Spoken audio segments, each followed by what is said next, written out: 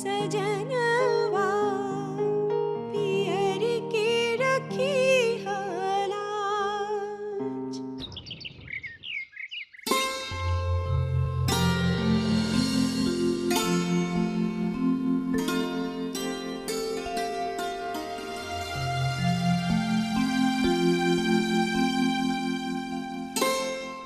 सच कहा संग्राम भैया ने, माई कितनी अकेली पड़ जाती है।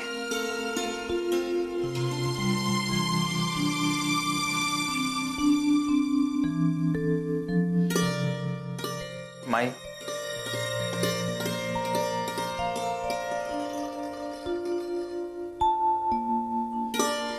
खुश रहो। क्या हुआ बली? तबीयत तो ठीक है ना? कुछ चाहिए क्या बेटा? नहीं माई, माई हम जानते हैं कि हम तुम्हारे पास तभी आते हैं जब हमें कुछ चाहिए होता है, पर आज तक हम ये नहीं सोचे कि हमारी माई को भी कुछ जरूरत पड़ सकती। अरे ऐसी बात नहीं बेटा, क्या हुआ ये तो बताओ। कुछ नहीं हुआ माई। माई हम आपसे इतना ही कहना चाहते हैं कि जैसे घर में सभी लोग हक से हमें कुछ भी काम करने को कहते हैं और हम करते हैं, उसी तरह तुम भी कहो ना हमें काम करने को। भाई हम तुम्हारे ही बेटे हैं। हाँ हम बताएंगे ना, और जब भी कोई जरूरी काम होती है वो तो हम बताते ही है ना। अरे बेटा तुमने नाश्ता किया कि नहीं? अच्छा जाओ तुम अपने कमरे में, हम अभी नाश्ता लेकर आते, ठीक है? जाओ।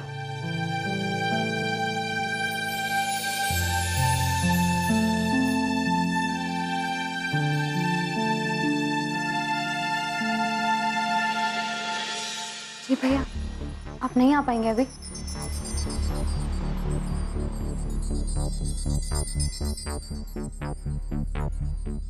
ठीक है, क्या करें कुछ भी समझ में नहीं आ रहा। विजेंद्र भैया इतनी दूर हैं कि अभी तुरंत आना तो उनके लिए बहुत मुश्किल होगा, और उनका आना तो बहुत ही जरूरी है। क्या करें?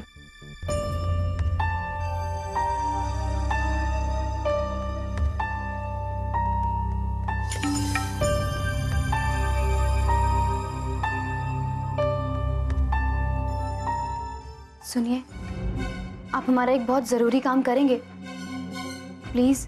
आप किसी और से करा लीजिए, हमें और भी बहुत काम है। देखिए मंजू दीदी प्रेग्नेंट हैं और आजकल वो बहुत मिट्टी खा रही हैं।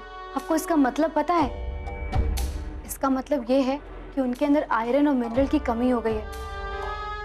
आज उन्होंने व्रत भी रखा है, डॉक्टर ने उन्हें बहुत ध्यान रखने के लिए कहा है। तो इसमें हम क्या कर सकते हैं? और अब ये सब हमें क्यों बता रही? इसलिए कि कहीं व्रत रखने से उनकी तबीयत बिगड़ ना जाए, और अभी तो विजेंद्र भैया भी यहाँ नहीं है। आप कहना क्या चाहती हैं? यही कि विजेंद्र भैया इस वक्त जहाँ पर है ना, वहाँ से इस वक्त तुरंत आना बहुत ही मुश्किल है, इसलिए आपको वहाँ जाकर के उन्हें तुरंत लाना होगा। अभी? क्या ये बहुत जरूरी है? अरे जरूरी तो मंजू दीदी को समझाना है।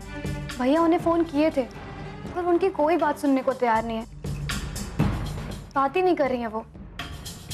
इसे कितना समय लगेगा उन्हें यहाँ आने में? अगर बाइक से गए तो कुछ 4 से 5 घंटे। सुनिए आप प्लीज उन्हें ले आइए, बहुत जरूरी है दीदी के लिए। हम समझ नहीं पा रहे, आप इतनी क्यों परेशान हो रही? हमारे घर के कुलदीपक के। हाँ उसके लिए भी और दीदी के लिए भी, दोनों के लिए। हमें ये समझ नहीं आ रहा है कि हम अम्मा से क्या कहेंगे। माधव कहाँ जा रहा है? अरे आज सावन के पहले सोमवार की पूजा है घर में, और ये जानते हुए भी तुम निकल रहे हो मार फटफटिया लेकर मटर गश्ती करने के लिए। अब नहीं अम्मा, अम्मा वो अम्मा जी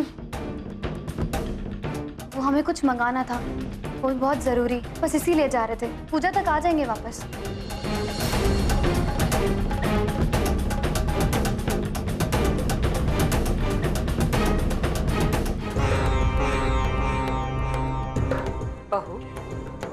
आज इस घर में सावन के सोमवार की पहली पूजा है तुम्हारी, इसीलिए तुम्हारे दिन की शुरुआत होनी चाहिए अपने पति के पैर छूने से और दिन खत्म होना चाहिए पति का आशीर्वाद लेने से, समझी? काहे कि ये शिव और पार्वती के अखंड बंधन की पूजा है। जय सीताराम। अरे पंडित जी प्रणाम, आ गए आप। ठीक कह रहे हैं प्रमुखायन जी, लेकिन पता है आज के दिन पूजा का समय अब से 4.5 घंटे तक ही रहेगा। पंचांग के हिसाब से व्रत तो पूरे दिन का रहेगा, लेकिन पूजा 4.5 घंटे में ही संपन्न हो जानी चाहिए। अच्छा आप जल्दी से निकलिए, जिससे आप पूजा तक वापस आ जाइएगा। जी अम्मा बिल्कुल चिंता मत कीजिए, हम यूं गए और यूं आए।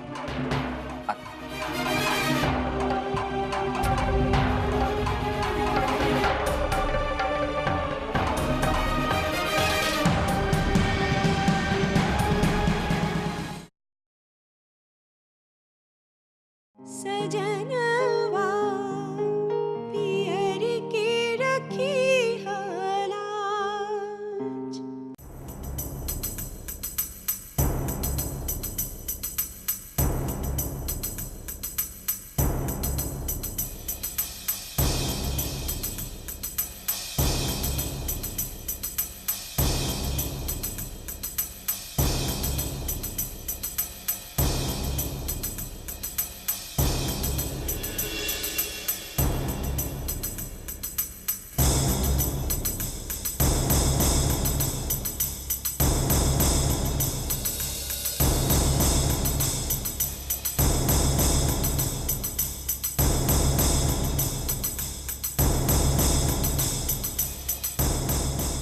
प्रमुखायन जी, हमको बहुत विलंब हो रहा है, हमें और भी जगह जाना है पूजा करवाने के लिए।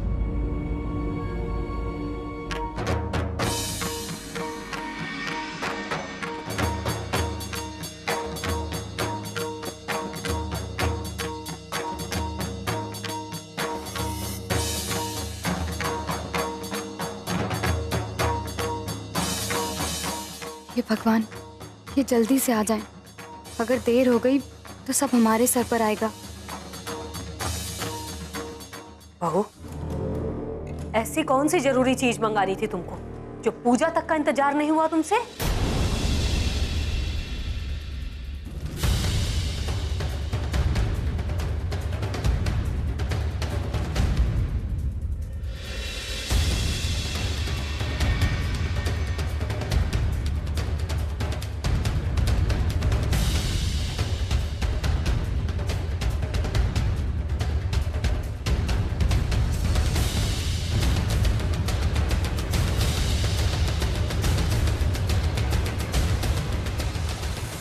पता नहीं इतनी देर क्यों हो रही है, जी घबरा रहा है हमारा। सरोजा बहू, अगर हमारे माधव को कुछ हुआ ना तो हमसे बुरा कोई नहीं होगा।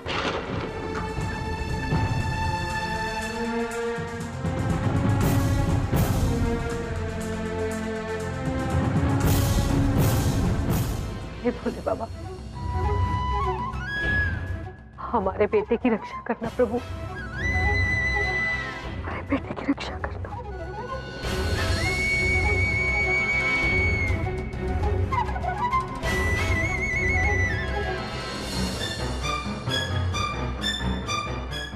अरे भाई, गाड़ी इतनी तेज क्यों भगा रहे हो? थोड़ा धीरे चलाओ। अरे भैया आप काहे परेशान हो रहे हैं? माधव राय के पीछे बैठे हैं आप। इस पूरे जिला में इतना अच्छा बाइक चलाने वाला कोई नहीं मिलेगा।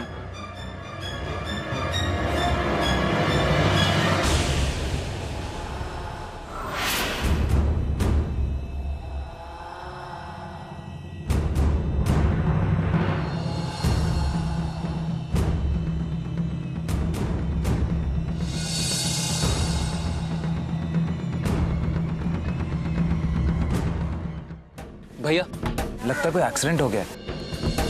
इस आदमी की हालत बहुत खराब है, इसे जल्द से जल्द अस्पताल ले जाना पड़ेगा। क्या करें? हाँ माधव, मामला तो बहुत सीरियस लग रहा है। जल्दी कुछ ना कुछ करना पड़ेगा, वरना यहाँ तो सब खड़े खड़े तमाशे देख रहे हैं। चलिए भैया देखते हैं। हटो। क्या आप लोग मजमा लगाकर खड़े हैं? मदद नहीं कर सकते थे क्या?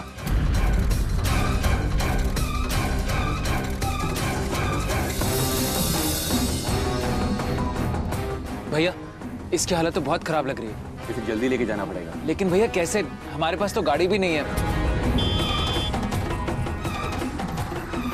अरे वो गाड़ी आ रही है, रुको माधव। हाँ भैया हम रोकते हैं।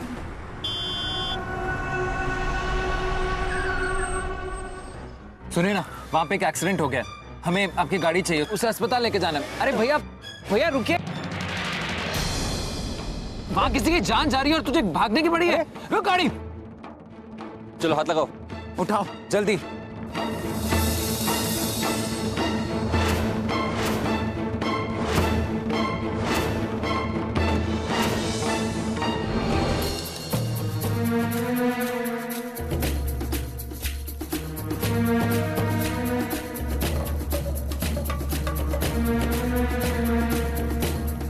हे महादेव, आप जल्दी से इन्हें और विजेंद्र भैया को सकुशल घर पहुंचा दीजिए। हमारा मन बहुत घबरा रहा है। और मुखाइन जी, अब आप हमको जाने की आज्ञा दीजिए। विलंब हो रहा है और भी जजमान मेरा इंतजार कर रहे हैं, नहीं तो उनकी पूजा छूट जाएगी। देखिए पंडित जी, हमारे घर में ऐसे पूजा कभी भी बीच में नहीं छोड़ी जाती। बस थोड़ा सा इंतजार कर लीजिए।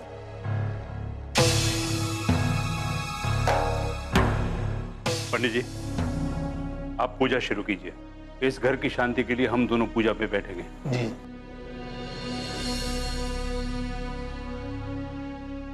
अब चलिए ना, आइए।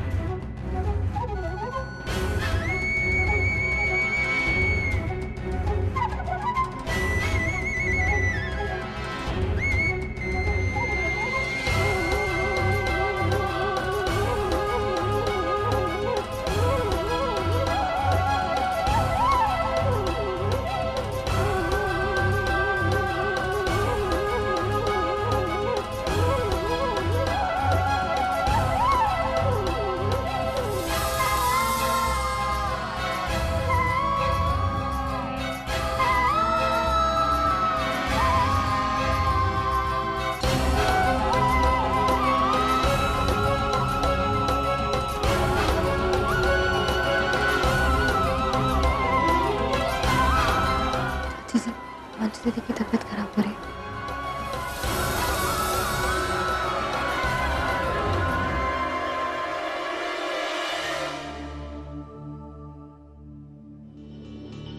तो तबीयत ठीक नहीं लग रहा तो अपने कमरे में जाकर आराम कर रहा हूँ। नहीं चाहती थी, हम बिल्कुल ठीक है।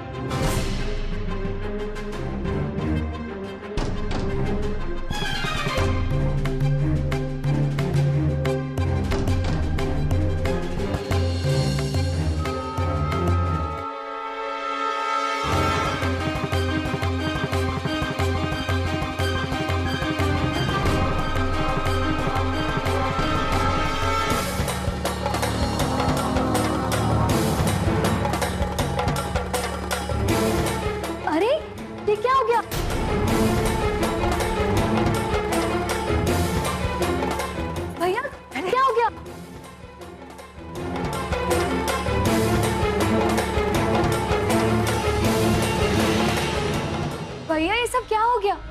कैसे हुआ ये सब? अरे रुको सरोजा। और ये कहाँ है?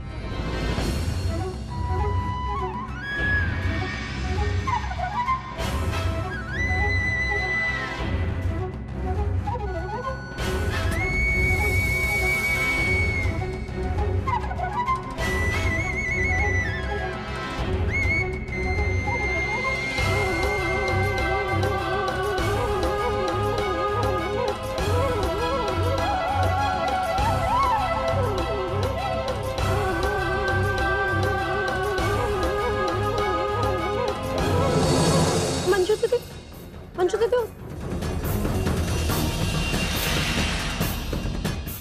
मंजू, सजनवा पियर के रखी हलाज। पंडित जी कृपया आइए। ईश्वर कल्याण करे।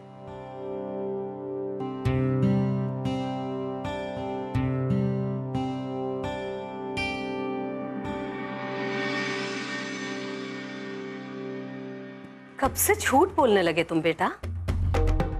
बार बार पूछते रहे हम, और हम ही से झूठ बोलकर चलते बने तुम। आज तक इस घर में सब कुछ हुआ है, लेकिन इस तरह से कोई झूठ नहीं बोला।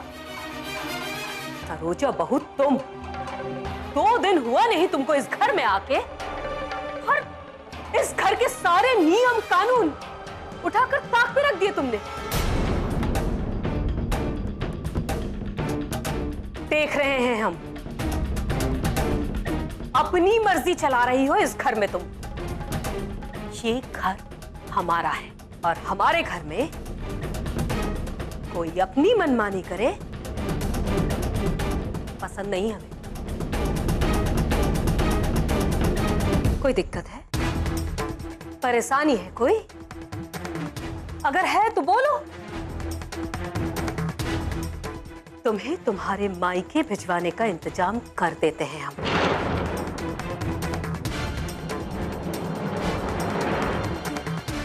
क्या जरूरत थी माधव को इस तरह भेजने की, जबकि जानती थी तुम कि सावन के पहले सोमवार की ये पूजा तुम्हारे और माधव के लिए रखी गई है?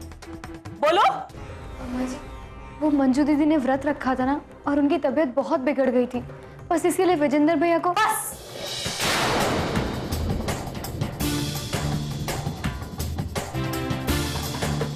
कुछ गलत नहीं किया मंजू बहू ने। और मंजू बहू ही क्यों, इस घर में हम सब आज तक यही करते आ रहे हैं। इसलिए अपनी पढ़ाई, अपनी बुद्धि इस घर में नहीं लगाओगी तुम। ये आखिरी मौका है तुम्हारे लिए सरोजा बहू। और एक बात याद रखना, अगर फिर कभी ऐसी नौबत आई तो तुम्हारे माँ बाबूजी को बताने में जरा भी संकोच नहीं करेंगे हम।